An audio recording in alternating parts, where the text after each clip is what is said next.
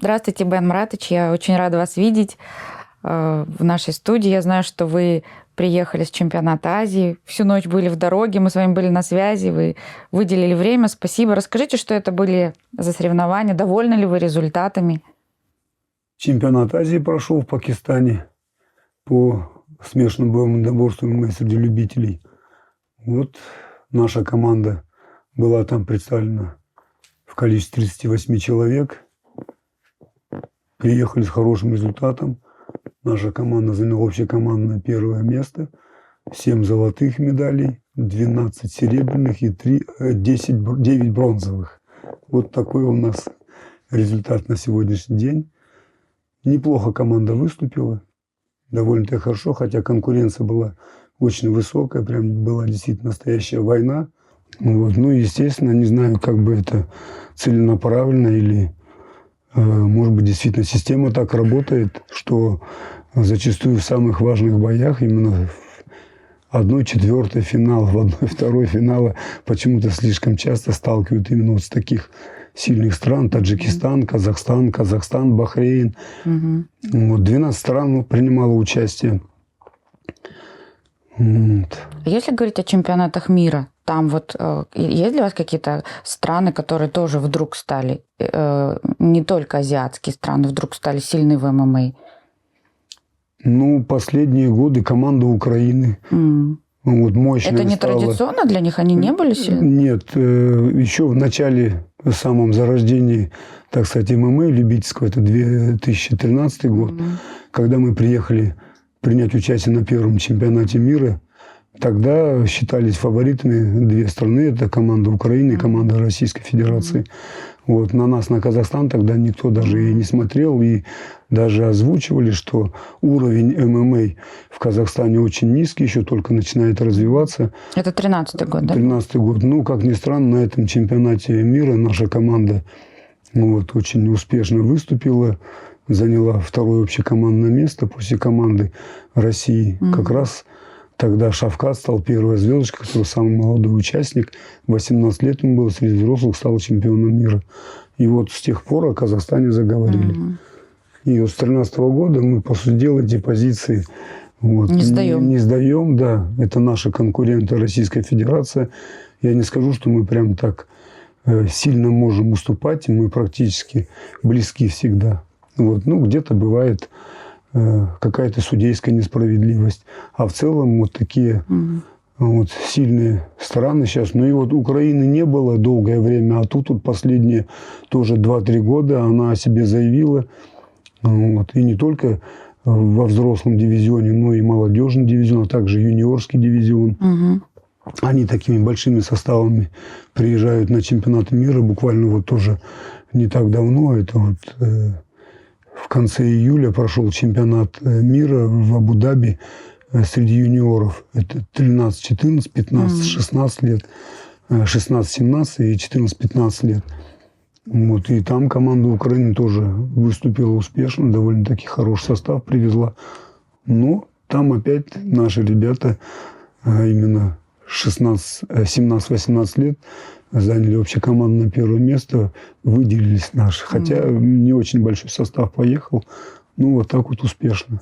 Расскажите, почему вы начали именно ММА заниматься? Тогда же, вот вы сами сказали, в Казахстане именно, ну, про ММА это сейчас популярно, и все об этом знают, и ну, не нужно объяснять, что это такое. Тогда, когда, ну, на старте вашей карьеры, почему именно ММА? Ведь в Казахстане это не было так популярно? Или тогда это был не ММА для вас? Это, вы знаете, все развивалось постепенно. Постепенно я сам выходец из вольной борьбы. Вот, долгие годы, с 1976 года по 1987 я сам активно занимался, выступал. Вот, после окончания института как раз в разгаре были восточные единоборства, тогда назывались, карате, популярны, да.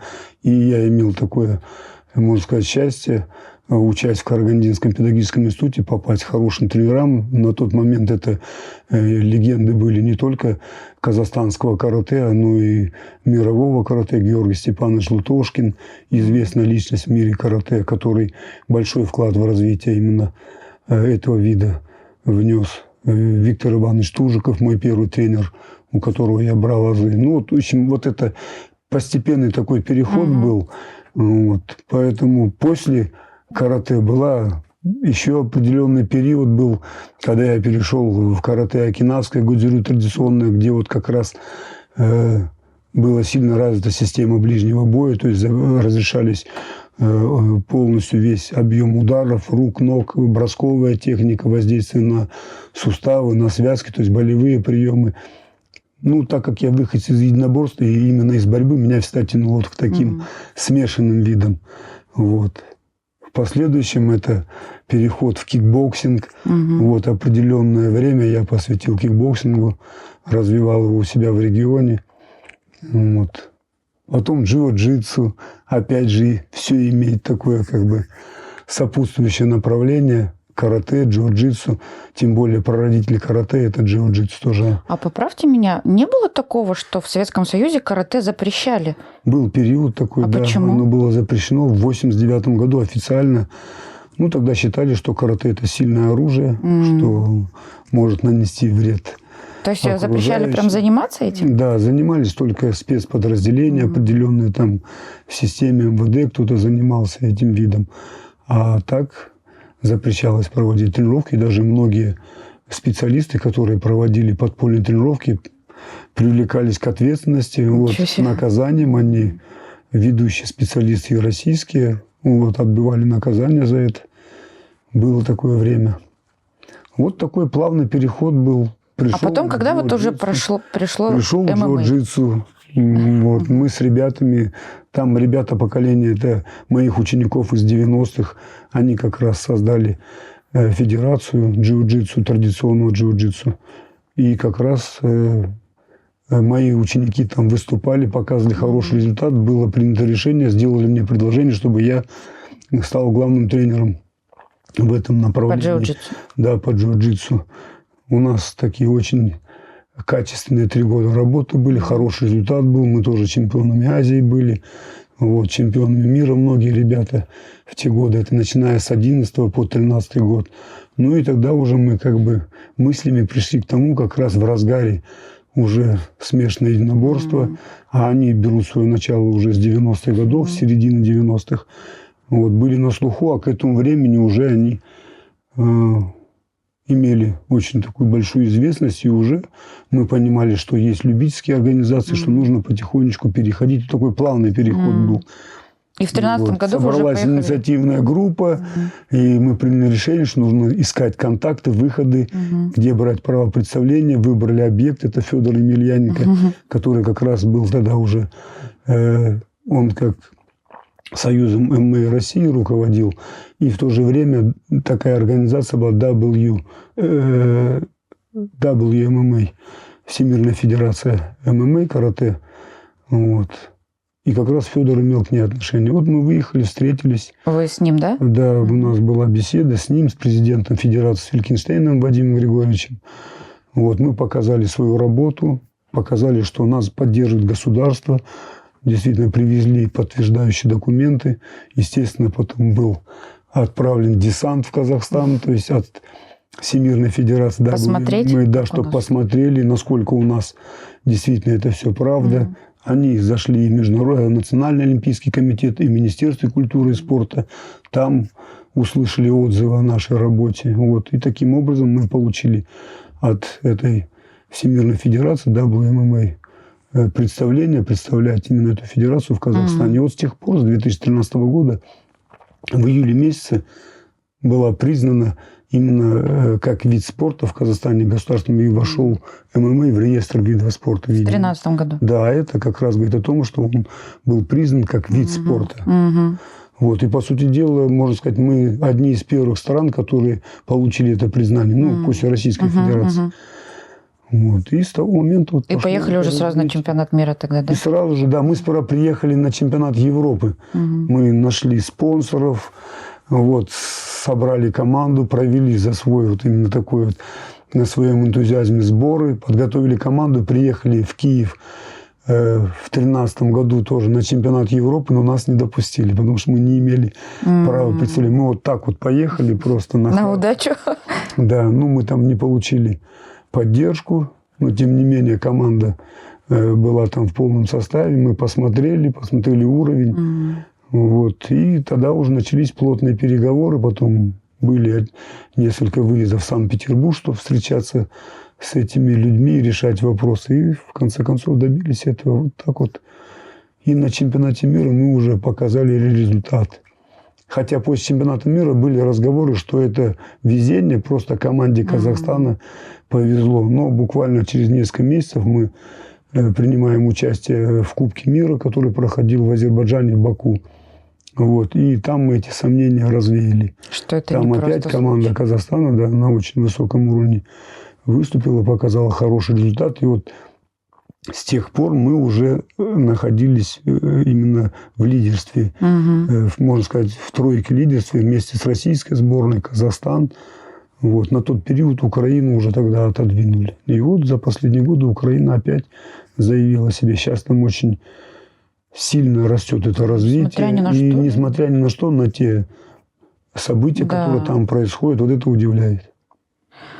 А вот в основном ваши первые ученики, у нас же есть казак-шакурез, да, национальные виды спорта, борьба, там ударные виды спорта. Они откуда приходили в ММА? Вот ваши первые ученики.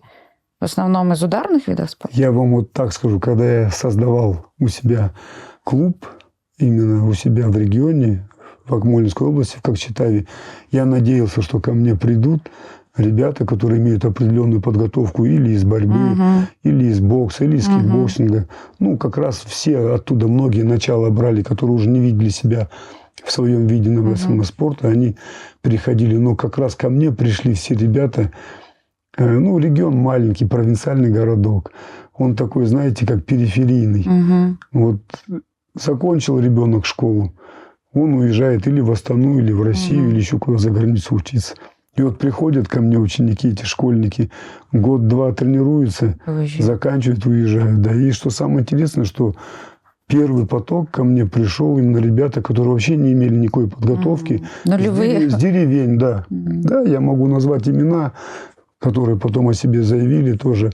Вот. Они деревенские парни с таких деревень, где даже физкультура толком не преподавалась. Вот. И вот с такими мальчишками приходилось работать, вот, и где-то выводить их, показывать. Вы помните своих первых учеников?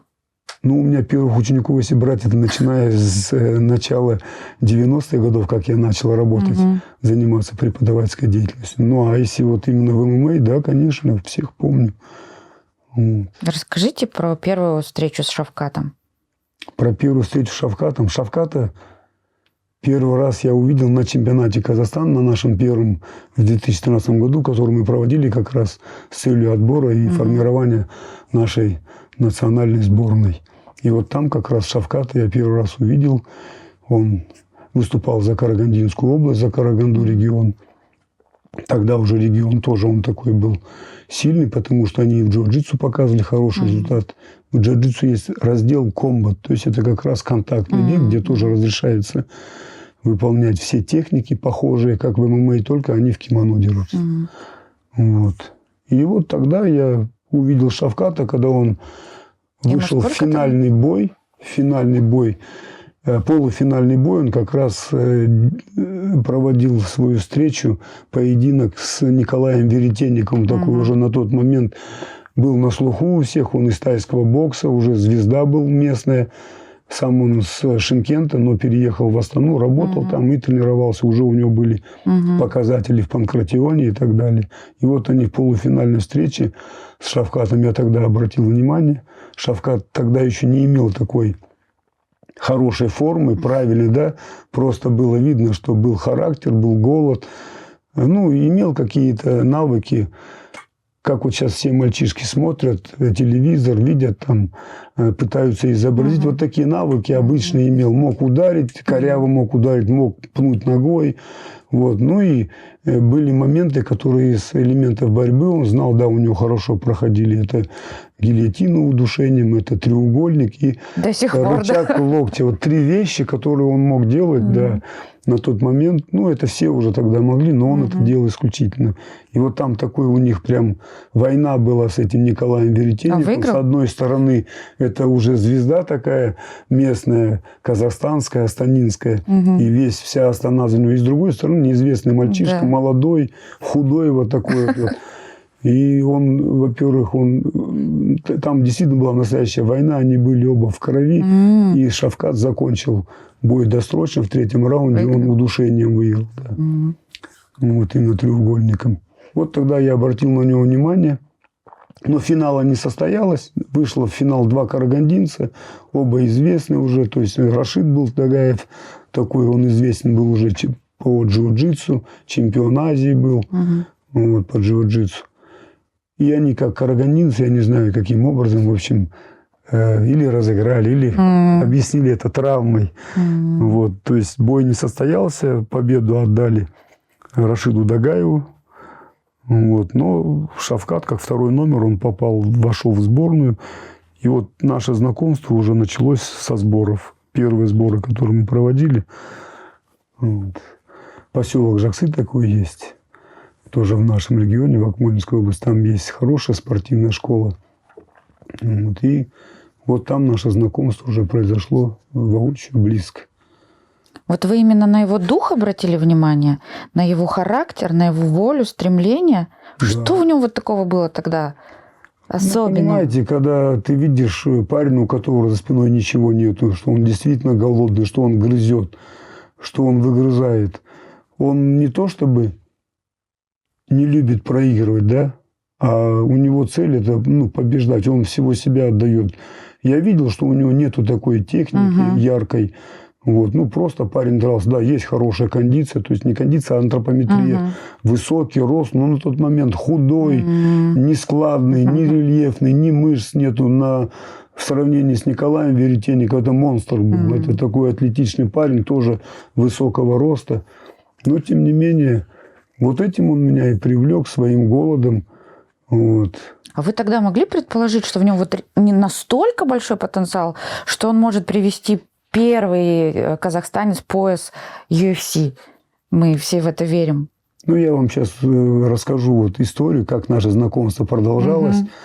На каждой тренировке на сборах, он, значит, языковой барьер был такой, он вообще практически по-русски не разговаривал. Вот он мог с Рашидом Дагаевым. Рашид в совершенстве тоже говорит на казахском языке, владеет.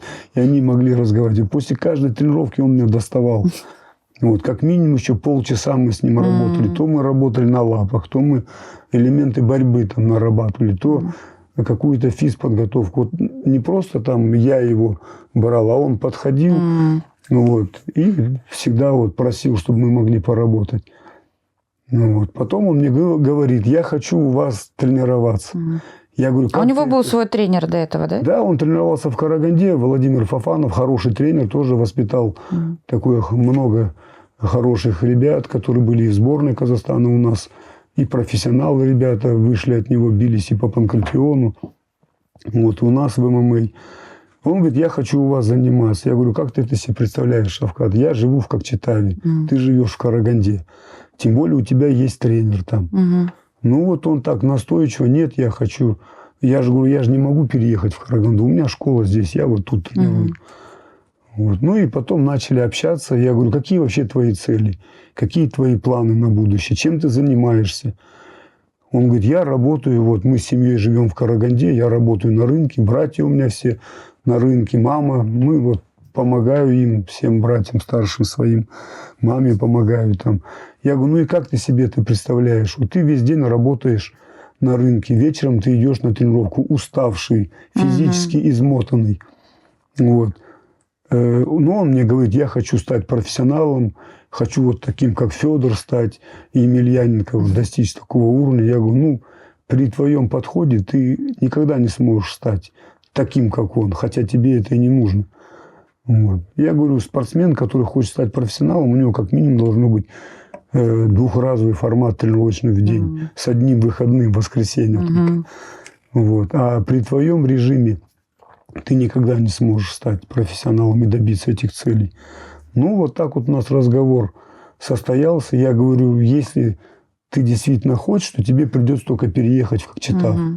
Вот. Но прежде переехать, чем ты должен встретиться со своим тренером и решить с ним вопросы, чтобы было понимание. Вот, потому что у нас существует определенная этика тренерская. Да. Вот, мы никого не переманываем. То есть я не делал ему предложение, чтобы он переехал ко мне. То есть это была инициатива с его стороны. Вот. Теперь у нас проходят сборы. Руководство федерации от меня начинает требовать, чтобы я подал состав. Уже кто, потому что тогда было 6 весовых категорий всего, и только первый номер ехал. По регламенту разрешалось только 1 человек в весе. И от меня требуют состав, чтобы уже утвердить в Министерстве культуры и спорта. Вот. И у нас получается проблема. Первый номер Рашид Дагаев. Но Рашид получает травму. Я вижу, он на сборах работает от некоторых упражнений, просит меня его освободить. В чем проблема? Он говорит, болит плечо. Начинаю разбираться, понимаю, что у него связка плечевая, потом здесь акромиальное сочленение у него, он травмировано было. Я ему говорю, Рашид, посмотри, сейчас у нас, хотя я на Рашида ставки делал, то есть из всех, кто был на тот момент, я именно понимал, что можно от Рашида получить результат. Хоть какой-то, чтобы он в призы хотя бы вошел. Вот. Я ему говорю, с твоей травмой ты не сможешь нам дать результат. Максимум ты бой проведешь, один круг пройдешь, и потом по травме тебе придется или сняться, или прямо у тебя в рейдже произойдет эта ситуация. То есть тебя будет тревожить это плечо. Я говорю, я хотел поговорить с тобой, чтобы ты место это уступил. Вот я вижу, Шавкат уже за этот этап сборов поднаторел, поднаучился. Вот. И я говорю, давай так с тобой договоримся. Ты уступаешь сейчас место Шавкату, а в декабре месяц будет Кубок мира. Ты залечишь плечо, и ты поедешь на Кубок мира. Рашид, я его тогда по джиу-джитсу возил, мы очень хорошо друг друга понимали. Он говорит, все, я понял, Баян Маратович, я действительно тоже понимаю, что может не дать мне эта травма выступить нормально. Я говорю, а нам никто не простит. Первый чемпионат мира мы хоть одного, но призера должны привести. И вот таким образом я утверждаю Шавката, скидываю состав в руководство, все в возмущении, как это так. Молодой пацан, ему 18 лет, да. Вот, а когда мы начинали сотрудничать, и когда мне предложили возглавить сборную, чтобы я стал главным тренером, я сразу попросил, что никто не лезет в тренировочный процесс и в мои решения, которые я принимаю по поводу формирования, кто будет по составу, кто где будет выступать. Если мне будут мешать, я откажусь от этой работы. Но я несу ответственность полную, и в любой момент я буду обосновывать. Вот. И мы вот так договорились на таких условиях. Я подаю этот состав, они возмущены. Я говорю, это мое решение. Я обосновал, почему. Никто не верил, что что-то может быть. А я как раз верил, что он один принесет нам какое-то призовое место. Пусть не первое, потому что я видел, что он будет выгрызать. Вот. Вот так получилось. Мы поехали. И тут еще и Шавкат становится чемпионом мира. Самым молодым. Сразу? Да, сразу. Вот. И после чемпионата мира мы вернулись. Он уже поговорил с тренером, уже перешел к вам, Он вернулся, нет. Пока-то он работал на сборах, он не переезжал. После чемпионата мира мы вернулись домой, он поехал в Караганду. Вот. Потом мы связались, он позвонил, говорит, я переговорил с тренером, что я переезжаю в Кокчетав. Вот. Во всяком случае, должно быть открыто прямо. Это же выбор за спортсмена, может, сам же должен принимать решение, да? Вот. Я ему единственное сказал, что я тебе обеспечу тренировочным процессом, узнал, сколько он зарабатывает на рынке. Сколько ты зарабатываешь в день? Бывает 2000, бывает ничего. Примерно посчитал, сколько это будет в месяц. Я говорю, на первое время я постараюсь обеспечить тебя такой зарплатой, чтобы ты имел, чтобы ты мог семье помогать. Вот. Но ты будешь заниматься только тренировочным процессом. У тебя не будет свободного времени на какие-то гулянки, на работу какую-то. 2 тренировки в день каждый день? Это как минимум 2. У нас форматы разные в зависимости от периода подготовки, от цикла нашего именно подготовительного, какой это цикл. Вот. Или это этап функциональной подготовки, или это этап общей физической подготовки, или это специальной физической подготовки, или это бойцовская практика, в зависимости от периода подготовки и цели. То есть, какой план у нас, где мы выступать будем и так далее.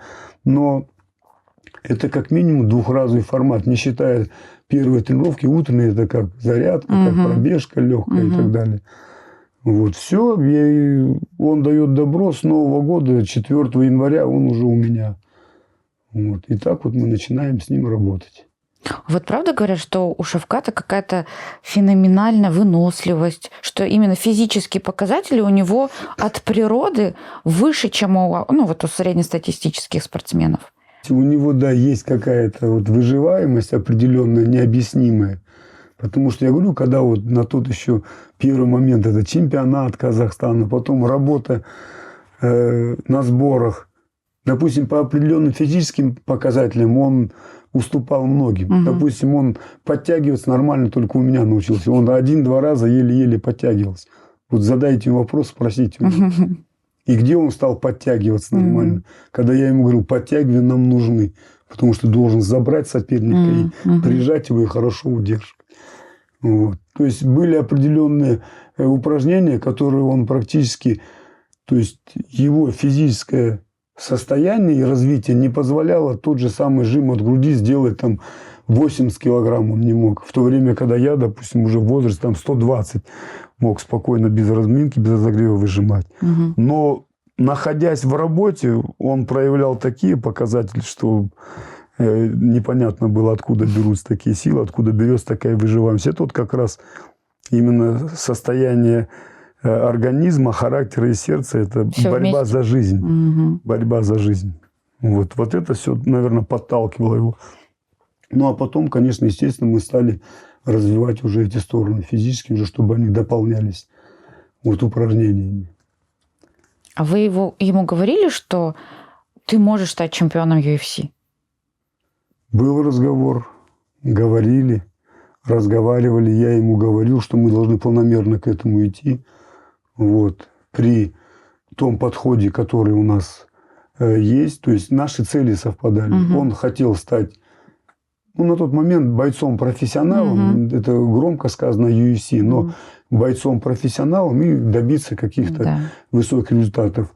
А у меня была цель воспитать именно профессионала такого, да. Я тогда тоже о UFC не думал. Много было тогда уже лиг, вот, куда можно было попасть. И все равно нужен был такой постепенный, плавный переход. Вот. И у меня была такая цель, у меня была такая мечта. Наши цели совпали и задачи. И поэтому я говорю, значит, вот мы должны к эти цели идти вместе. Но для этого ты будешь делать то, что я буду тебе говорить. Он послушный ученик? Он послушный в плане тренировочного процесса, в плане дисциплины. Вот. Но у него далеко не простой характер, далеко не такой мягкий характер у него. Характер тяжелый. И когда два таких характера встречаются... У вас тоже тяжелый? Да, тяжелый. В тренировочном процессе очень тяжелый. Требовательный или жесткий? Ну, не только требовательный. Я, возможно, даже бываю жестокий, бываю грубый. Ну, все это знают, подопечные мои в сборной знают, но никто на меня обид не держит, потому что они потом смотрят на результат, вот, то есть на конечную цель они смотрят. Вот. Поэтому я думаю, это все оправдывает. Ну, как бы то ни было, процесс обучения – это такой процесс, знаете, это тот же самый процесс дрессировки, когда животного дрессируют. Если ты не наступишь, если ты не газанешь, если ты там кнутом не дашь, оно и не будет делать, да? Ну, по сути дела, ничем не отличаются эти два процесса – обучение и дрессировка. Вот. То есть, есть поощрение, есть наказание. Вот. В плане дисциплины все было идеально, то есть, не нужно было его уговаривать, что вот ты не должен там гулять где-то в кафе, ходить или еще куда-то. Вот он был этого лишен, и он это сам понимал. Единственные моменты были в тренировочном процессе. Когда ты сидишь над своим подопечным, он должен выполнить не то, что он может сделать, а он должен каждый раз, выполняя упражнение, выполнять больше того, что он может. Иначе не будет роста. И вот когда вот такие выполняются работа, упражнения, и ты когда тут ты его заставляешь. Ну, он внутренне понимает, что он уже не можешь, а ты его давишь и заставляешь выжимать из него, да. Где-то и вот в этом моменте приходилось и не только голос повышать, и, и материться, и ругать. Да, может быть, он даже сейчас и обиды какие-то на меня имеет, вот, что я так Вот. Но он всегда говорил, он меня дядя Ян называл, меня с рождения вообще Аяном называют, хотя полный, он говорит, дядя Ян, только вы один можете так со мной разговаривать, другому не позволено. Вот. Поэтому где-то, наверное, понимание все-таки было, и я не могу себя оправдывать, но тем не менее результат налицо был, поэтому... И сколько лет он с вами тренировался? Полных 8 лет, это начиная вот с 2000, ну, возьмем уже 14 год, когда он переехал ко мне. И 9-й год, неполный, когда я здесь был в Даре, ну, будем считать этот год. Вот. Расскажите историю, как он ушел, или как можно это сказать, ушел от вас, перешел к другому тренеру. Вот, Нет, он не уходил. Ни он не уходил, ни я не уходил. Или это просто эволюционный процесс его развития? Ну, наверное, стечение обстоятельств. Естественно, надо было искать. Если бы даже мы не пришли в Дар, то мне бы пришлось бы искать вот другие варианты. Вы понимали, что его масштаб уже большой? Дело не в масштаб. Для того, чтобы дальше идти расти, нужны хорошие средства, нужна хорошая финансовая поддержка, нужны хорошие специализированные залы, нужны спарринг-партнеры. Ну, что такое наш город, как Читав провинциальный? Вот мы всю основную работу проводили дома, функциональную подготовку, общефизическую подготовку, тактико-техническую подготовку. А на бойцовскую практику мы всегда выезжали или в Астану, или в Алмату, или в Актюбе ездили. Потому там, что не было есть... спарринг-партнеров? Да, потому что не было спарринг-партнеров, а их должно быть не один, не два, их должно быть несколько с разными манерами ведения боя. Кто-то лучше боролся, кто-то агрессивный в стойке, кто-то темповой. То есть вот таких разных манер соперников надо было находить. Вот, опять же, различная антропометрия, высокие, поменьше, большие, крупные, вот, физически сильные и так далее. Для роста это необходимо. Вот. Изначально в Дар пришел я, было предложение, вот, и мы заключили соглашение, договор оказания услуг на год я заключал с Дар-тимом. Вот. И когда мы разговаривали с Эльдар Булатовичем, я сказал, что у меня есть два условия. Вот. То есть первое условие – это я не могу пока оставить любительскую сборную, потому что там у нас планировалось проведение чемпионата Азии и чемпионата мира в 2020 году в Астане. И, естественно, лежала большая ответственность на подготовке сборной национальной. Я говорю, а вторая причина – это мой подопечный Шавкат. То есть, если я с ним сюда не приду, то, соответственно, я не смогу без него быть. То есть я буду с ним дальше работать. Ну, Эльдар Булатович сказал, мы найдем время и возможно, чтобы поговорить с Шавкатом, побеседовать тоже. Вот. То есть, ну, по сути дела, мы вместе пришли в Дар вот, и работали вместе. Когда у меня договор оказания услуг закончился, то есть меня никто не увольнял, меня никто не просил написать заявление. Есть договор, он завершился. Я как раз был на чемпионате мира в Абу-Даби. Вот, и мне тогда позвонили, сказали, что вот так и так, договор оказания услуг завершился, вы будете продлевать, вы желаете, ну, мы хотели бы, чтобы вы оставались главным тренером, вот, но есть некоторые условия. Какое условие? Ну, вы должны уйти с любительской сборной и полностью перейти. А вы не готовы были любить? Опять же, я не готов, но я бы предал бы, наверное, всю сборную. Там, опять же, ряд был моментов, мероприятий, которые я должен был нести. Поэтому я сказал, нет, я не могу оставить. Все понимаю, никаких претензий нет. У нас нормальные отношения были. Я нормально пришел, нормально мы расстались, у нас не было никаких. Вот. Я понимал, что в данный момент условия соответствуют. Вот. Если нужна будет моя какая-то поддержка, мой совет, моя помощь, это можно позвонить, спросить. Будет возможность, я приеду, будет возможность, если буду не занят, принять участие. Так мне и было сказано. Что, то есть все ваши программы по подготовке, Шавкат, если у вас будет время принять участие, если не будет времени принять участие, то хотя бы спланировать его план подготовки. Вот, то есть все это в силе остается. Вот. Поэтому никто ни от кого не уходил. Ну, где-то, да, некоторое время это, естественно, осадок был, что я вроде бы расстался, но Шавкат не прореагировал никак. Вот.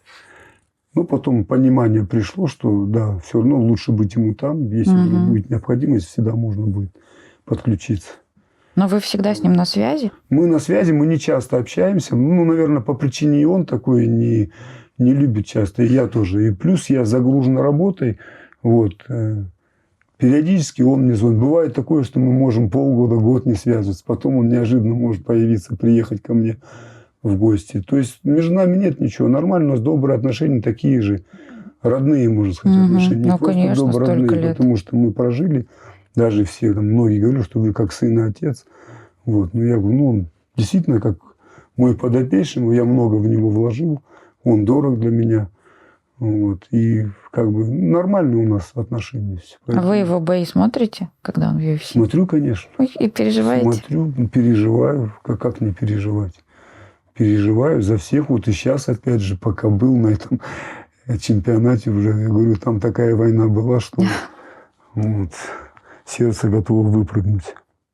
Сколько у вас вообще моральных сил, что действительно каждый раз, когда говорят же тренеры, я бы сам вышел, потому что не могу смотреть, например, если там проигрывает как-то несправедливо. Ну, это любому тренеру больно. Или проигрывает, или какая-то судейская. Вот у меня было здесь тоже у нас по 2 боям претензия прям большая, но мы ее не можем никак предъявить, потому что у нас отсутствует условия протеста. Нет в нашей вот этой всемирной организации АЙМов. Вот. Если не предусмотрена эта процедура? Нет, регламентом они убрали вообще форму протеста. Вот. Ее не признают, поэтому, возможно, это судейские ошибки, возможно, это может преднамеренно. Вот у нас 2 боя просто, и причем их можно показать любому специалисту и даже нескольким, которые могут провести оценку. Вот, нас лишили еще 2 золотых наград. Вот. А что вот с этим делать? Очень часто же говорят о несправедливых судейских решениях. Вот ваша позиция какая? Допустим, если есть возможность подавать апелляции, смириться, как-то спортсмену объяснять, это спорт, ну, идем дальше. Или все-таки биться за то, чтобы доказать, что это судебная ошибка? Нет, ну если есть возможность, но протест отсутствует, ты никак не можешь. А идти просто возмущаться нет смысла. Ну да, ты персонально подойдешь к организатору или главному судье там, в нормальной беседе ему объяснишь, ну почему так происходит. Вот. Там, наверное, настолько так отработано, чтобы ограничить судей от какого-то, может быть, давления вот, лишнего. Поэтому, я думаю, они приняли, чтобы не отвлекаться на какие-то моменты. Даже у меня было такое несколько раз. Вот Мак Годдард, который был второй рефери UFC, он у нас был председатель судейской коллегии, у меня с ним возникали такие беседы, конфликты по поводу спорных боев, когда еще протест можно подавать. Но там было условие оговорено, если раздельное решение судей, тогда можно было подать протест. Но протест можно подать только на действие. На судью никогда протест нельзя подать. На судью, на всех судей. То есть они всегда говорили, наши судьи все компетентны. А мы видим, что они далеко многие некомпетентны. И ты никак доказать не сможешь. Вот. Но я думаю, наверное, по той причине, что Мак Годдард был такой недоступный, пришло время, его потихонечку попросили, наверное, отойти. Сейчас другой человек руководит судейской коллегией. Ну, пока что мы не видим изменений. Не от того, что мы такие, что мы прям все хотим забирать. Это понятно, что если ты 38 человек везешь, ну, не могут все 38 стать чемпионами. Ну, невозможно. Но хотя мы к этому должны стремиться. Потому что когда я вот учился в институте, у нас на педагогике говорили, что вот советская педагогика, она направлена и стремится к всесторонне гармоническому развитию личности. Хотя это невозможно полностью его развить так. Но мы должны к этому стремиться. Так же и мы. Везем мы 38 человек, мы стремимся все стали, да, к тому, чтобы по максимуму, да. Хотя это понятно, что это невозможно. Кто-то есть сильнее, кто-то, может быть, есть удачно. Потому что бывает же и везение же у бойцов. Случайный удар прошел там. Или где-то зазевался, ошибку допустил и проиграл. Вот. Поэтому у меня с Мак Годдардом были такие споры, когда я ему на основании регламента, я говорю, регламент вы же утверждали, вы же разрабатывали его. Почему вы от него отходите? И вот я ему припираю этим, а он потом он не может мне ничего ответить. Он говорит, сколько у вас человек в финале? Я говорю, 6 человек. Вам что, недостаточно, что у вас 6 человек в финале? И я говорю, нет, достаточно. Мы привыкли честно завоевывать свои награды. Вот. И я бы хотел, чтобы было справедливое отношение. Там много моментов бывает. А в данный момент просто вот судьи взяли и отдали в другую сторону. И не можете вы И ничего ничего сделать. мы не можем сделать, да. То есть был такой, мы на него как раз рассчитывали, он неоднократный чемпион Азии, был призер мира, Дажжан Кинжибаев, он с Алматы, 77 килограмм весовая категория. Финальный бой он проводит с представителем из Таджикистана, и причем убедительно выигрывает все 3 раунда. Единственное, что... Там раздельное решение хотя бы или нет? Вообще все 4 судей отдали туда. Единственное, что было, это вот этот соперник из Таджикистана, он во 2-м раунде в конце начал такие каскадные фишки делать. Прям Красиво. в прыжках. Да, каскад ударов с разворотами. Но все эти удары были по воздуху или блокированы. То есть ни один удар цели не достиг. Вот. И в борьбе его полностью Дажжан переиграл. И в ударной работе, в стойке он полностью, во-первых, он прессинговал, агрессировал, постоянно его напрягал своими атаками. И тут, когда 4 отдали, мы были возмущены. И мы говорим, эта оценка была что, за красоту, что ли? Мы же должны считать активные действия, которые ущерб наносят. Но ни одно действие в цель не достигло. Вот такое было именно. А что вы потом ему сказали, Дажжану? Ну, что я могу сказать? Он же уже парень имеет такой опыт, он уже столько чемпионатов позади у него, он прошел, он же тоже понимает это. Да? Обидно, конечно, очень обидно. Парень ехал за золотом, причем он все свои бои так убедительно выигрывал. А тут, Нате, такое произошло. Ну, успокаиваюсь тем, что ты же сам понимаешь, что ты же сам почувствовал его, что ты полностью был хозяин положения. Вот. Главное, мы это видим. Те, кто проигрывают и заслуживают наказания, они получают это наказание от меня сполна. Вот. И тут просто так не скроешь этого. А тот, кто заслуженно провел поединок, ну, ему и говоришь, у нас еще одного спортсмена также сняли, прям отдали победу в другую сторону. И он мне говорит, как мне, Агай, домой возвращаться? Он с Актюбинский Иркинкуш клуб представляет. Кадырбек, Шинбаев, Кадырбек. Все бои убедительно, начиная с первого дня, с 1/8 финала. Вот, он все бои убедительно выиграл. Тут финальный бой. Он полностью его доминирует, опять же, во всех аспектах. И отдают победу туда, в ту сторону, в обратную. И он мне говорит, Агай не поймет, я что? Да, Агай, тем более там Айбек Шокпутов я такой. Говорю, я с Айбек Агай поговорю. Мы вместе, мы друзья, мы учились вместе с ним в институте со студенческих лет. Вот наша дружба. Я говорю, я ему еще и видео покажу. Ну, зачем ругать, если он на все 100%, даже больше отработал. То есть ни ошибок не сделал. Вот. Нигде не сделал какого-то отступления, уклонения от боя. То есть он всегда доминировал, всегда был первым номером. Вот. Единственное, только тактические были моменты, тактическое отшаг, провал, подставка и так далее. Вот. Ну вот как объяснишь? Вот. И сам он знает, что он выиграл. Ну, расстроился, конечно. Расстроился, конечно. А вот вы согласны с таким мнением, что к уровню, например, чемпионата мира или даже Олимпиады все спортсмены физически подходят примерно одинаково? Ну, то есть все на пределе физических возможностей человеческих. И выигрывает тот, кто ментально сильнее. Потому что здесь уже не идет речь о каких-то, кто лучше, кто сильнее, а кто ментально сильнее.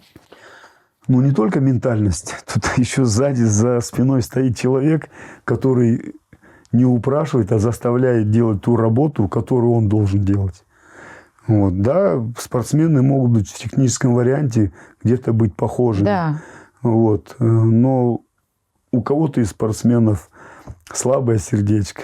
Он боится упустить какой-то, боится рисковать.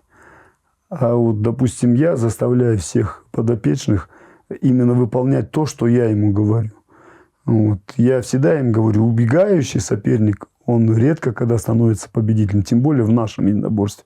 Если ты пятишься назад, если ты пытаешься работать только на контратаках или вторым номером, ну, по сути дела, тебе победы не видать. Даже если этот бой дойдет до решения судей, судьи всегда дадут предпочтение тому, кто работал первым номером, тому, кто проявлял все свое желание, стремление завершить бой досрочно. А тот номер, который как бы работал на контратаках, вторым номером, ну, он просто уклонялся от боя. Он не давал работать этому своему сопернику, который стремился, шел на него, атаковал. Он просто уходил, уклонялся от такого открытого боя.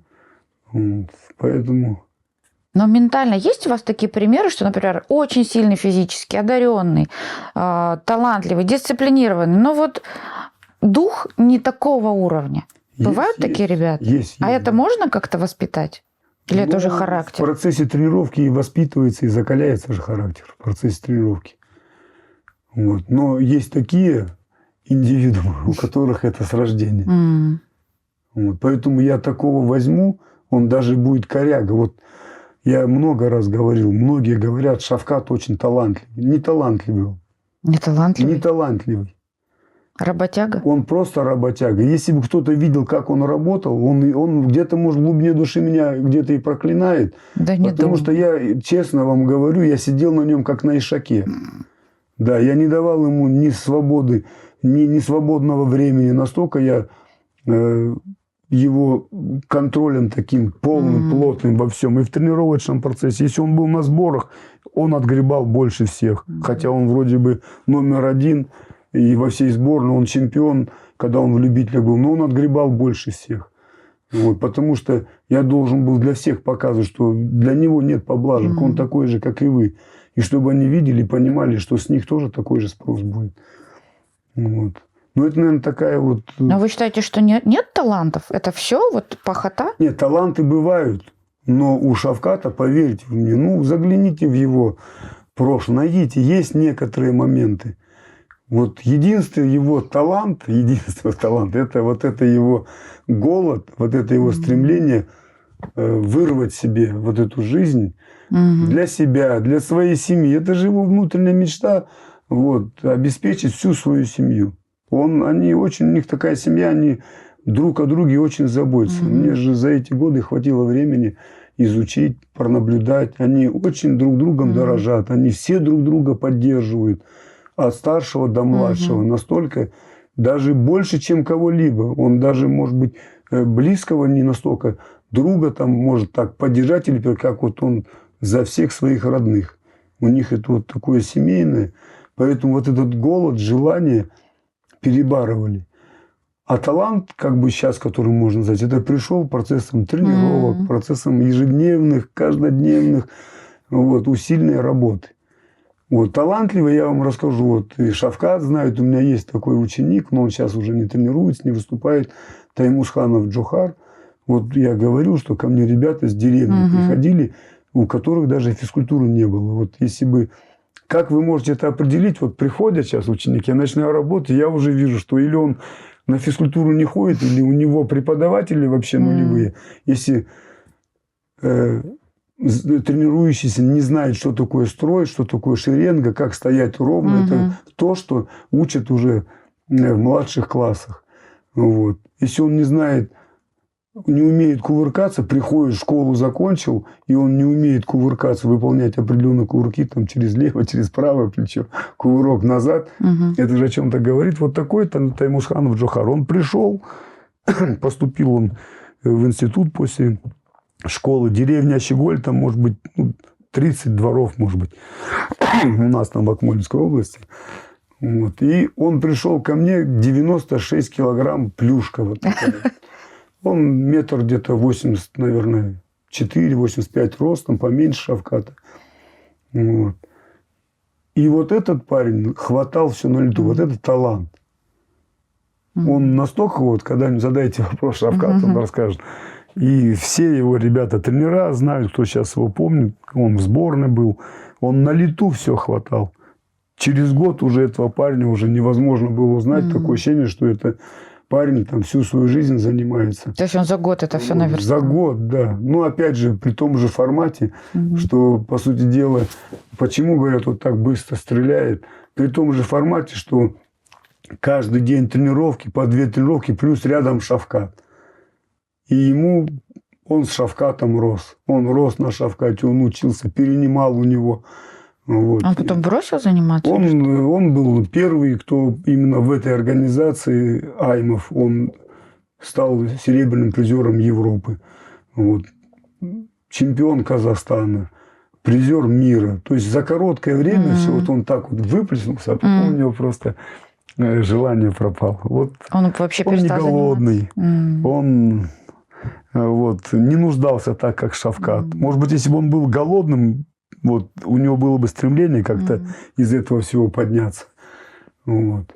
Поэтому он вот так вот быстро вспыхнул и потух. Вот так вот. Еще есть талантливые, которые им просто легко дается, они цену этого не знают.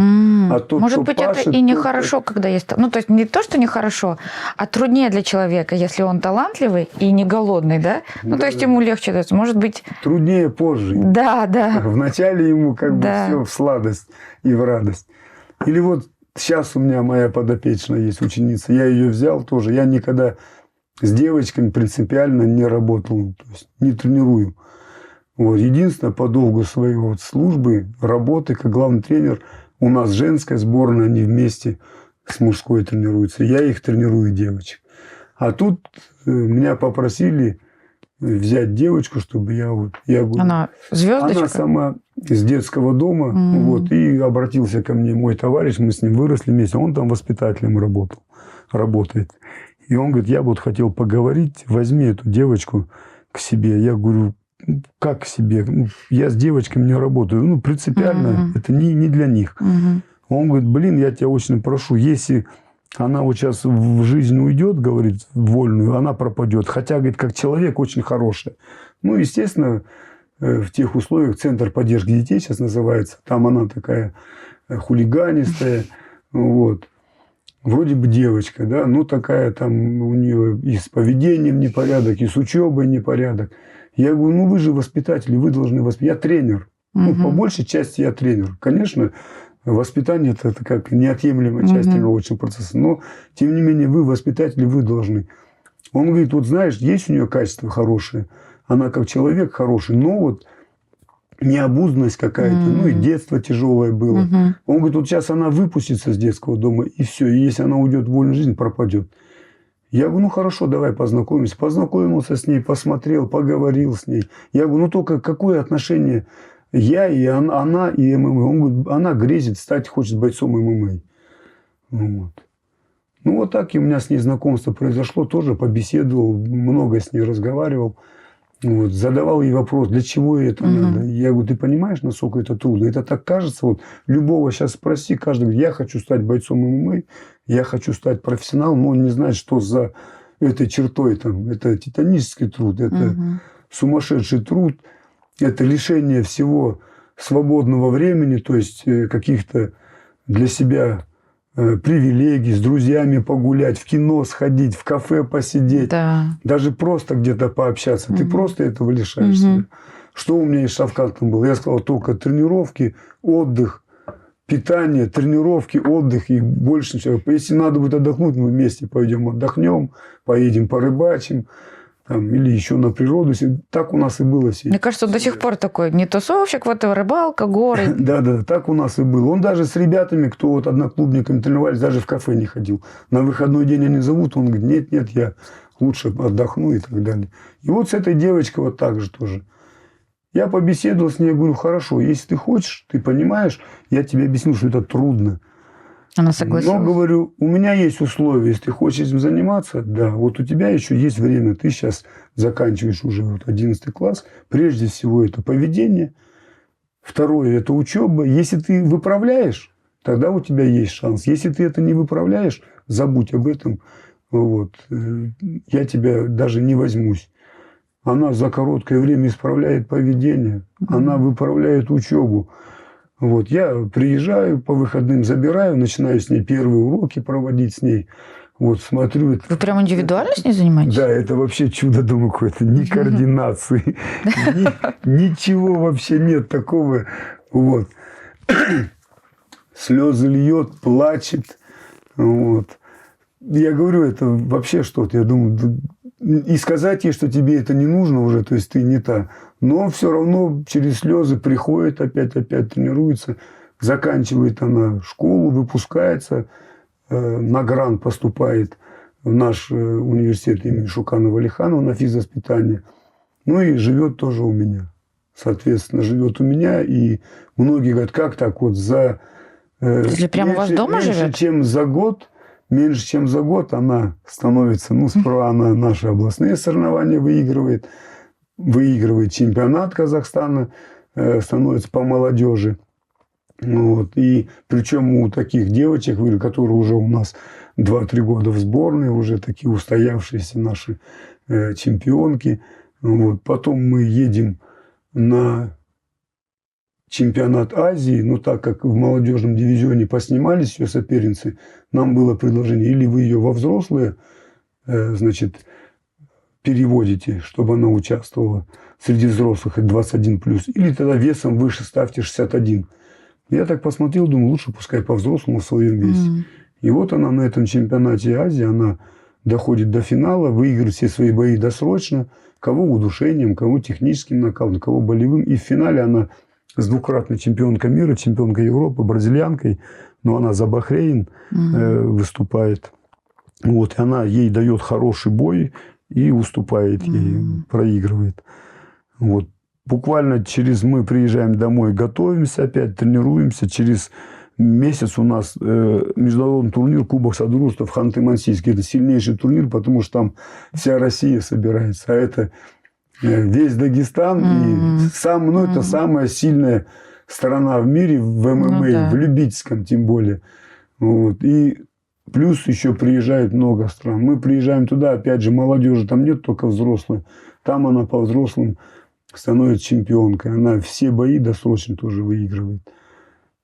Возвращаемся домой, опять подготовка, чемпионат мира, и она становится чемпионкой мира. Это вот за год. Может быть, это будущий Шавкат в юбке? Нет, я никогда так не говорю. Я и Шавкату говорил. Изначально сказал: Шавкат, забудь про Федора. Федор это Федор. Федор уже давно не надо никого легенда. брать за... Ты Шавкат. У тебя своя дорога, у тебя свое имя. Не надо быть на кого-то похожим. Тем более и стилистически вы разные. У тебя совсем другая школа. Вот. Ты сам такой единственный в своем лице. Сейчас все хотят быть как Шавкат. Ну, кто-то хочет. Вот. И ей то же самое объясняют. Ты должен сам себя делать, сам себя улучшать. И должны смотреть на тебя и говорить: вот я бы хотел бы стать такой. Вот сейчас она стала чемпионкой Азии опять. Как зовут девушку? Матильда Бачурина. Надо такое следить за ней. Да. Вот. И причем финальный бой так нехорошо закончился. Она сломала руку соперницы из Ливана. Вот. Та, видать, в шоке, не почувствовали, еще что-то такое вот непонятно. Даже рефери не заметил, пока со стороны не стали кричать ему. А говорят, что девушкам легче попасть в UFC. Это правда? Что там более короткий путь? Не сказал бы, что правда. Нет. Может быть, 3-4 года назад было попасть легко, когда женский дивизион только образовался. И тогда уже там кто-то кикбоксерши, кто-то там из дзюдо попадали. Вот. Сейчас уже не так сложно. Тоже очень трудно попасть туда. Потому что надо пройти путь определенный. Это любительскую карьеру. Потом нужно набрать рекорд в какой-то лиге, в профессиональных боях, чтобы на тебя обратили внимание. Там же не просто так. Ты вот взял и показал: вот я хочу ее. В каждой лиге есть свои мейджмейкеры, которые просматривают. Ну, это так, мое понимание. Следят, как данный спортсмен развивается, в какой лиге он бьется, что из себя эта лига представляет, какой уровень этой лиги, там, какой рейтинг этой лиги. Поэтому, вот если М1 Global была лига, вот практически все чемпионы в этой лиге, кто был, они все в UFC, все ведущие. Это сильная лига была, она именно в бойцовском ростере. Там же Сергей Морозов, да, был? Да, чемпион? не то, что не уступала, она даже где-то превосходила. Просто не могли тогда раньше наши бойцы туда попасть, в UFC. Ну, возможно, менеджмент слабо работал Там тоже, видать, свои какие-то законы есть. Поэтому все, кто были чемпионами сперва в WMMA, перешли потом в M1 Global, в лигу. Вот там стали тот же, если сейчас по пальцам, ну, Сергей, пускай Морозов, да. Вот, тот же Дамир Исмагулов, он тоже в этой лиге был. Тот же Мавсар Евлоев, тоже в лиге М1 чемпионом был.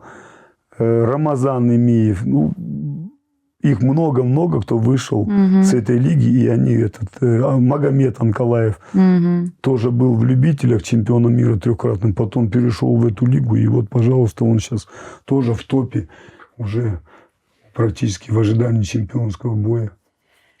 Поэтому, ну, нужно пройти определенный путь, вот, нарастить свой опыт, мастерство и зайти в какую-то лигу, в хорошую лигу. И правильное восхождение там сделать. А вот скажите все-таки, по вашему мнению, в чем главный ингредиент, в чем секрет успеха хорошего бойца, ну, чемпиона? Или это сочетание всего правильно, или это удача? Что должно сработать, чтобы ты стал чемпионом? Ну, скорее всего, это прежде всего, наверное, личная вера. Личная вера. Если веры у тебя своей личной нету, да, никакой талант, никакая физическая сила, физические возможности не сделают тебя чемпионом или великим чемпионом. Потом, вот как вы видите, согласованность. Согласованность, ну, у тебя может быть хоть какой характер, хоть какая вера, но если не будет рядом человека, команды, которая тебя будет вести, которая будет создавать тебе условия, вот, для роста, невозможно тоже вырасти. Есть же многие бойцы, которых не заметили, а они покруче даже тех, которые в UFC есть. Не было команды, не было возможности какой-то, поэтому очень важно, да, еще попасть в команду. Была хорошая, сильная команда КЗМ, Анатолий Ким, он президент федерации был, Асылбек Дюсенов, вице-президент. Наши все, кто менеджера были, тимлидеры там, то есть все работали над этим, чтобы на тот момент Шавката вести. Я просто им сказал, если вы поддержите, я поведу этого парня. Но мне нужна поддержка. Но на тот момент та была поддержка уже недостаточно, чтобы вести его дальше. Поэтому появилась другая команда, которая дальше повела. Ну, это, естественно, такой переход. Как вот я говорю, плавный переход от более простого к более сложному. А вы можете сказать, вот Шавкат тогда с вами, в 2014 году, и Шавкат в 2024, это два разных человека? Или просто человек, который растет? Он сильно изменился? Человек, который растет. Он изменился, он, да, степеннее стал такой. Он, да, уже, вот. Ну, наверное, не только он же в спорте растет, он и растет в образовании. Видно, что он уже сейчас уже по-другому себя преподносит, умеет говорить уже. Вот. Ну, для меня и как он, у нас как были отношения, так и есть. Если мне надо будет на него заругаться, я заругаюсь. Если надо будет на него газануть, только вам так можно, да? Я газану, да. Но он знает, я только это если по ситуации, ситуация этого вот, заслуживает, тогда да. Поэтому он растет, конечно, растет во всем, и это приятно, что он растет. Вы думаете, дадут ему сейчас бой за чемпионский пояс? Честно говоря, гадать трудно. Я же не знаю той всей именно работы, которая там в UFC проводится. Я далек от этого. Ну вот по вашим ощущениям. Я вот, ну конечно, кому бы не дать, как не ему, да, который идет на серии стольких побед, рекорд безупречный, ни у кого его нету, да, все бои досрочно, что угодно могут говорить. Вот. У нас много аналитиков таких, диванных, которые считают себя, ну, диванные, не диванные. В свое время есть у нас такой аналитик Сула, который долгое время говорил, ну что Шавкат, ну слабенькие соперники у Шавката, очень слабенькие. Но это претензия не к Шавкату, а претензия к руководству там лиги М1 Global. Ну слабеньких соперников. Ну хорошо, вышел Шавкат из М1, пришел в UFC. Ну, опять слабенькие соперники. Ну, как слабенькие, если они были все в топах? Ну, да, пусть он уже, может быть, ветеран. Но, тем не менее, опыт мощнейший. Так и растет спортсмен. Хотя на тот момент, я вот открыто говорю, даже дали бы любого чемпиона с этого дивизиона, я уверен, на тот момент был бы, Шавкат может с любым чемпионом не просто дать ему составить конкуренцию, а мог бы выиграть. Потому что на тот момент я видел, понимал его мастерство. У меня было много таких конфликтов и с руководством федерации, когда мы соглашались, принимали бои, когда Шавкат только начал в профессионалах делать свое первое восхождение, вот в М1 Global. Ну, первый бой был, да, в Ингушетии. Соперник как бы такой был равный. Вот. А в последующем пошли такие соперники, и мне там то один позвонит, Баян Маратович, ну, Шавкату рано еще, ну, этот очень серьезный соперник, ну, ему еще... Они видят со своей стороны, а я со своей стороны смотрю мастерство того соперника и мастерство Шавката. Я смотрю мастерство того соперника на уровне его соперника, где он вел, проводил бои свои. И вот вижу уровень Шавката. И я понимал тогда, что мы принимали бои не от того, что нам это нужно было, а просто я говорил: Шавкат, ну, уверенно можем выходить. В мастерстве не то, что ты не уступаешь, они далеки от тебя. Вот. И бразильцев там ряд было, сколько их было там таких именитых. Вот. Поэтому и вот эти все его победы, потому что это его труд, это его работа, это его мастерство. И когда в UFC пришли, тоже Сула также говорил, что... Ну, опять соперники слабые. До каких пор можно было говорить, что слабые соперники? Вот. Уже все, что можно было, перебрали, таких звезд. Ну, кто еще сейчас может с чемпионом биться? Ну, все, конечно, только остался один. Тот человек, который, да, имеет право, полное на это право. Тем более постольку простаивать, погоду простаивать, тоже вот, должны понимать, что он заслужил это. Я не против и Камару Усмана, но раз у человека есть 3 серии подряд поражений, значит, надо немножко в очереди постоять. Хотя, может быть, он и в рейтинге выше. Вот. А вы можете сейчас из молодых ребят, которые уже на слуху, назвать тех, вот, кого вы бы, как тренер, уже могли бы сказать: да, ты готов к UFC, наши казахстанцы? Я могу сказать только за тех ребят, с которыми я работаю. Ну, скажите про своих. Ну, я не могу еще говорить, потому что у меня ребята работают в любителях. Как я могу говорить, что... А когда вот этот переход созрел от любителей к профессионалам, когда вы можете сказать: все, ты уже готов? Ну, вот пусть он как минимум, вот сейчас, допустим, касаемо той Матильды, пусть она сейчас по взрослым 3 раза подряд выиграет чемпионаты мира.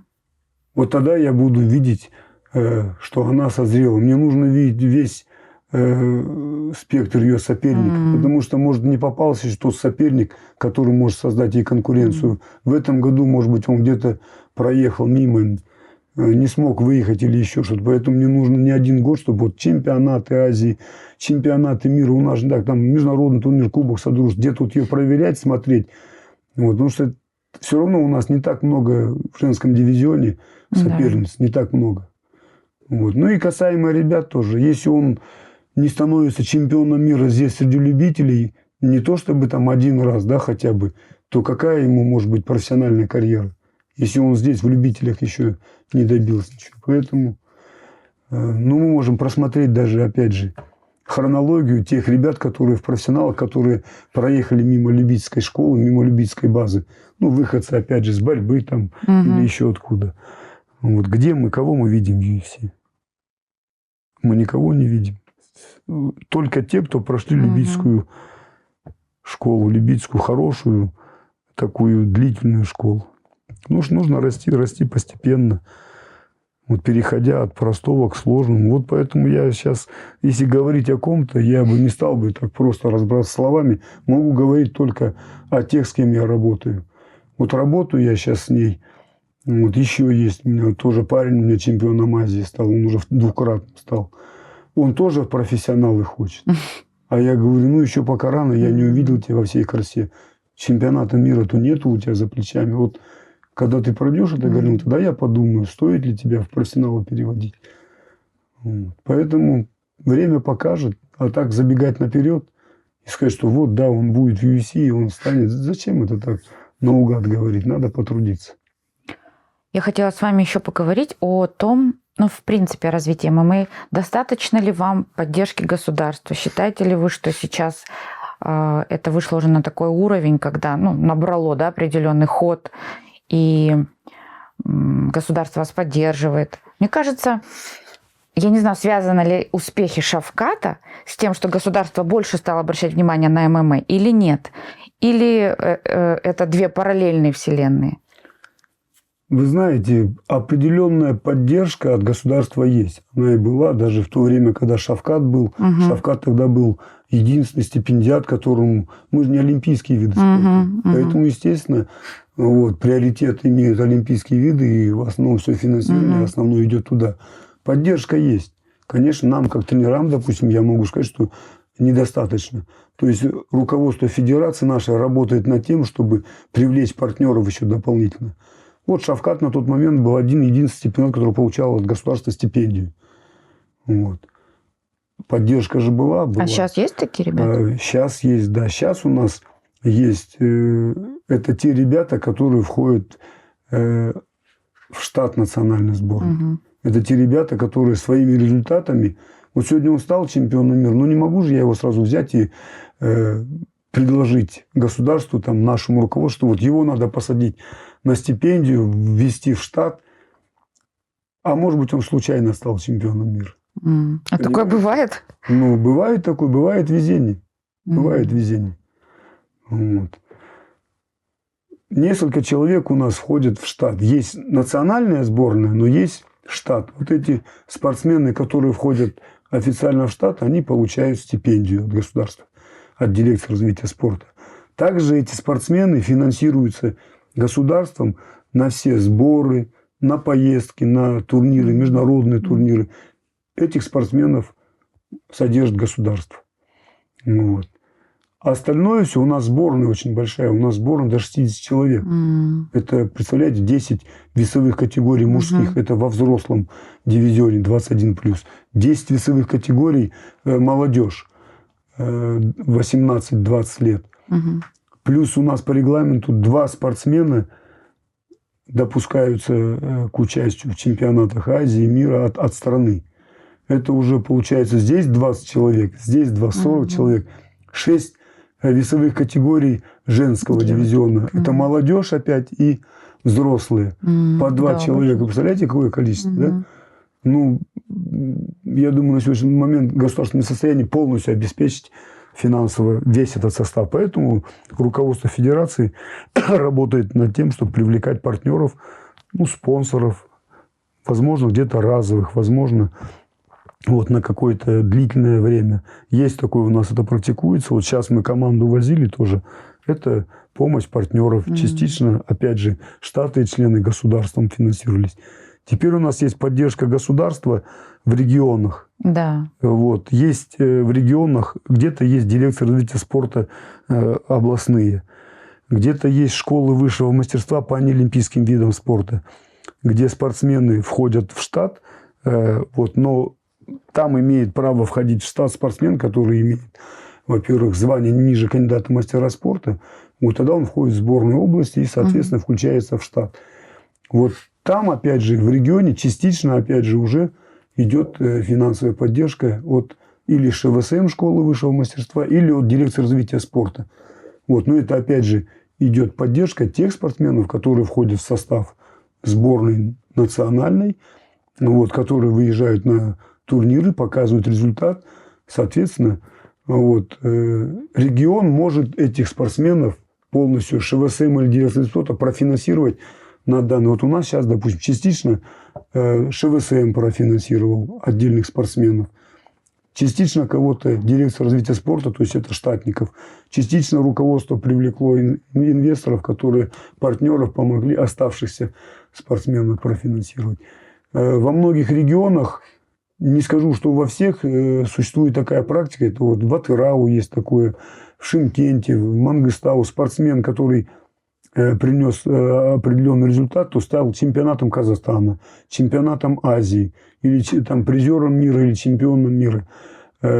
От местного бюджета такому спортсмену выделяется на протяжении всего года стипендия. И стипендия приличная, в зависимости, или он чемпионом Казахстана стал, или чемпионом Азии.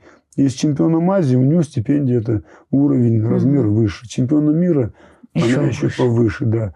Вот. И, то есть на протяжении года он получает стабильную стипендию с бюджета области. Это уже при согласовании управления спорта и выносится на обсуждение, то есть с предложением управления спорта выходит, вот есть у нас такое вот именно пожелание, и в некоторых регионах такое существует. Опять же, спортсмены, когда приезжают с чемпионата мира, у нас есть премирование от государства. Это же поддержка. Поддержка. Пусть она не такая, как у олимпийцев, но все-таки есть, получают премии. Стал чемпионом, получаешь денежную премию, призером. То есть это за чемпионат мира. Вот. То есть вот определенная поддержка есть. Но мне как тренеру, это мое мнение, конечно, хотелось бы, чтобы поддержка была намного больше. Почему? Потому что нам нужно больше мероприятий проводить. У нас и в календаре есть мероприятия, но не все могут позволить себе. То есть есть республиканские мероприятия республиканского характера, то есть республиканский турнир. Если он республиканский, то, соответственно, с любого региона могут приехать и принять участие в этом турнире. У нас в году получается один чемпионат Казахстана, региональные отборы, Кубок Казахстана, чемпионат Азии, чемпионат мира. Вот всего лишь 4 старта. И плюс бывает не каждый год вот этот Кубок Содружества международный, который проходит в Ханты-Мансийске, он такой хороший, всегда там мощнейший. Да, они практически, вот в этом году они паузу взяли. И плюс там идет хорошее премирование спортсменов персональное. За первое, за второе, за третье место. Вот. Но есть и такие турниры, на которые бы мы хотели бы выезжать. Это вот как боксеры же ездят, там у них турниры класса А и так далее, там, или борцы. Вот. У нас есть Австралия Open турнир, куда нас приглашают. У нас есть паноамериканские игры, куда нас тоже приглашают. Открытые турниры. То есть для того, чтобы набирать опыт бойцам. Да, соревновательный опыт. Есть практический, который ты набираешь в зале, совершенствуешься, а это уже соревновательный опыт. И нам вот этого не хватает. А для того, чтобы для полного вот этого объема, нам нужно финансирование. Но пока что мы не можем себе позволить. Хотя, да, приглашают. И знаете еще, почему спрашиваю? Вот история с Шавкатом, она же очень показательная. Вот вы говорите, он работал, и он не мог тренироваться столько, чтобы развивать свою карьеру. Ему нужен был какой-то доход, а это значит бросить работу. И это же история многих ребят, которые начинают заниматься, но родители, где-то надо родителей поддержать, где-то уже семьи, ну и вообще деньги нужны. И вот они стоят перед выбором. Развиваться как спортсмен профессиональный, тренироваться, весь фокус своего внимания направить на это, или деньги зарабатывать. Потому что ну и так же не получается и работать, и тренироваться. Я вам сейчас приведу пример. Вы думаете, что это у нас в Казахстане только так? Везде? Везде. Все почему-то думают, что это вот у нас в Казахстане только так, что вот мы только одни работаем и тренируемся. Я вам имя сейчас не смогу вспомнить, боец UFC, но он такой яркий бой показал, у него нокаут был. Вот, американец. Он выиграл бой, приехал домой и пошел работать. Они все работают. Но если, допустим, какая-то академия, клуб в Америке увидела в нем перспективу, он там в зал этот приходит, тренируется, они видят в нем перспективу, они могут ему сделать предложение, чтобы он сел с этим клубом на контракт, они полностью обеспечивают его тренировочный процесс, они, то есть ежедневный тренировочный процесс, персональный подход, вот, на определенных условиях, контрактные условия. И, естественно, обеспечивают ему и подготовку, обеспечивают ему продвижение в его лиге, обеспечивают его боями. С гонораров он определенный процент отдает в этот клуб. А у нас такое практикуется? Не знаю. Я не работал в такой системе, поэтому не знаю. Но там все бойцы, кто тренируется, они работают, большинство. Только те, кто не показал именно тот потенциал, в котором могут увидеть, что он может дойти до чемпионского пояса или туда в элиту зайти. Вот. А так все работают. Мы не одни такие. Почему мы? Вот мы приезжаем, да, мы говорим, не хватает денег. Их действительно не хватает. Но есть страны, которым государство не финансирует. Даже это тоже. Они едут, и не одна страна, их много стран. Мы думаем, вот Европа, какая она вся богатая, как они хорошо живут. Америка, какая она богата. Они едут сами за свой счет все. Мы вот разговариваем, мы же общаемся же. За свой счет приезжают многие. Не просто команды, спортсмены приезжают за свой счет. То есть нет такого, чтобы прям в полном объеме везде прям государство финансировало. Почему многие бойцы приходят профессионалы? Чем отличается любительский спорт или массовый спорт и профессиональный спорт? Массовый спорт – это оздоровление общества.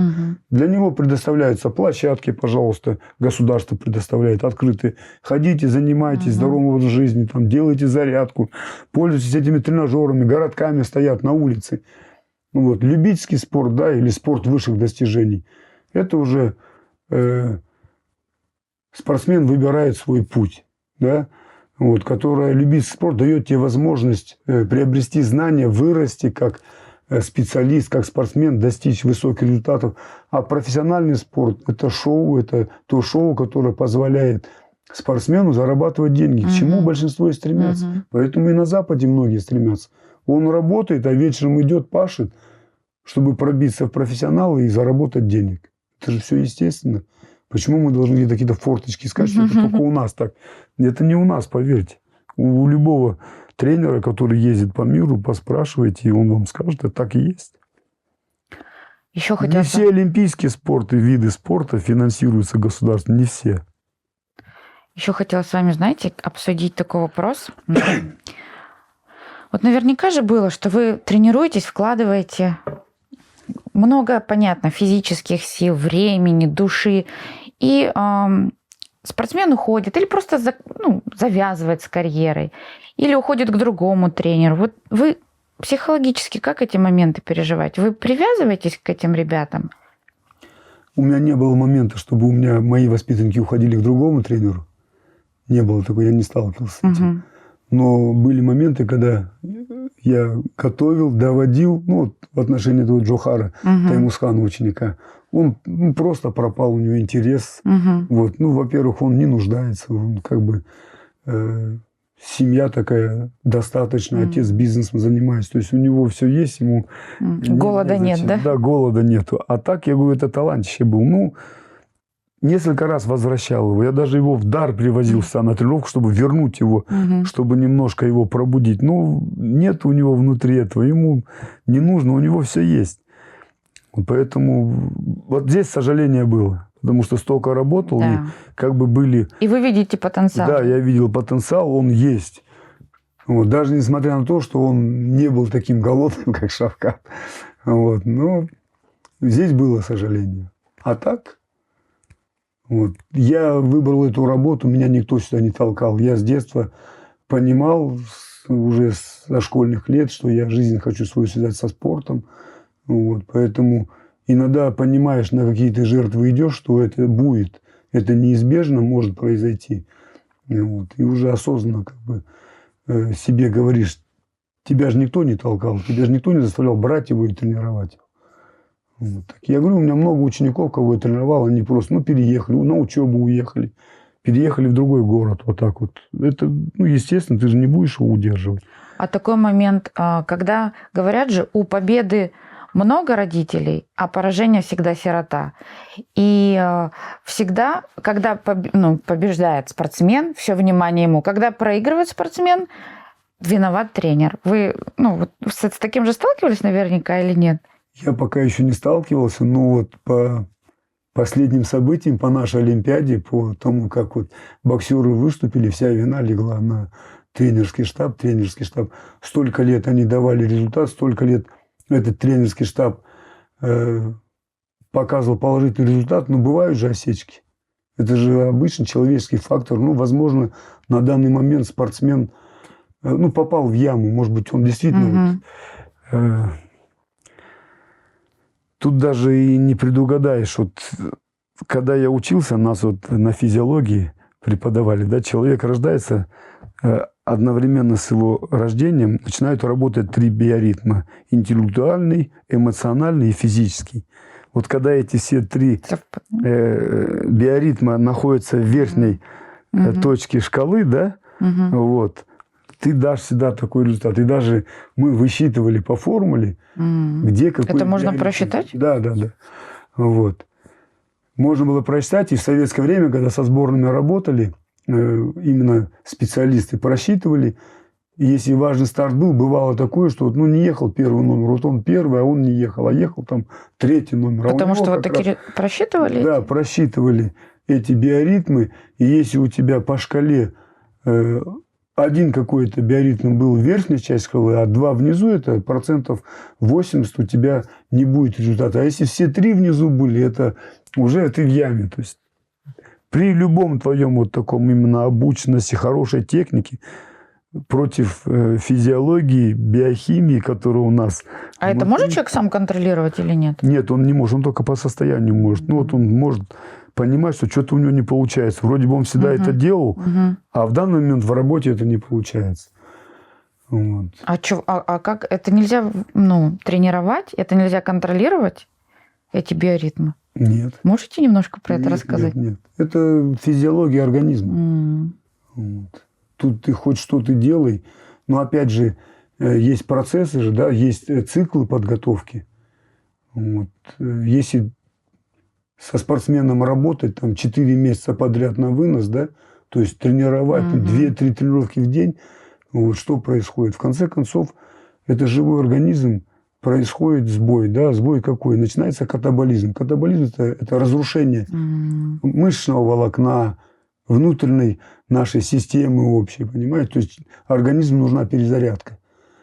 Вот, и поэтому почему вот такой самый нормальный промежуток подготовительного процесса, да, 2,5-3 месяца. После этого надо давать полный отдых. Даже пассивный отдых, не активный, а пассивный отдых. Чтобы спортсмен отдыхал, не тренировался, не бегал, гулял, общался с родными. Вот. То есть чтобы он полностью перезагрузился. Отдохнул, чтобы у него все системы, все функции восстановились, в норму пришли. И потом уже можно начинать опять постепенный, поэтапный тренировочный процесс, начиная с функциональной подготовки, переходя уже там в специальную подготовку, в общефизическую подготовку и так далее. Вот. Поэтому эти физиологические процессы ты не можешь обойти никак. Вот. А у вас у самого не было какого-то перегорания, что как я уже от этого устал? Нет, когда ты занимаешься своим любимым делом, как оно может перегорание? Физически устаешь. Вот сейчас, допустим, я физически устал сильно. Было на сборах 45 человек, 38 мы повезли. Представляете, это опять же вот там 3-4 тренера. И то там часть тренеров, которые поехали за свои средства. А надо каждого разогреть перед выходом, с каждым поработать, с каждым подвигаться. Психологически вы же тоже устаете от этого или нет? Психологически нет. Вот сейчас я приехал, я отдохну и опять в работу. У нас сейчас предстоит чемпионат мира в ноябре месяце в начале в Ташкенте. Поэтому сейчас опять у нас поэтапная работа пойдет. Сейчас недельки-две перезагрузимся вот так тоже. И... У вас время для семьи остается? Нет времени для семьи. Вот. Мы в разных сторонах все. Дети маленькие были, я их не видел. Я постоянно сборы, соревнования. Наверное, они на меня в обиде. Они выросли, мы опять не видим. Там, со старшей дочерью раз в 2 года. Там, и то она приедет, меня нет, я на выезде. Вот. Младшая дочь там с ней, может быть, чаще, потому что она ближе. Она в России живет, в Российской Федерации. Где-то может приехать или на денек-другой туда проехать. Старший живет в Америке, поэтому вот, не всегда наши графики совпадают. Вот. Супруга у меня тоже, она тренерской деятельностью занималась, она тренер по большому теннису. Я в одну сторону, она в другую. Я приехал, она уехала. Вот. И наоборот. И вот так вот вся жизнь протекает. Опять же, мы же сами выбрали это направление для себя.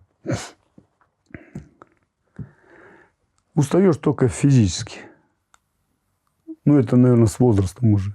Моложе был, не ощущал этого ничего. А вот ваш самый лучший день, это для того, чтобы отдохнуть, это как? Провести его с семьей, просто полежать, ничего не делать или куда-то выехать?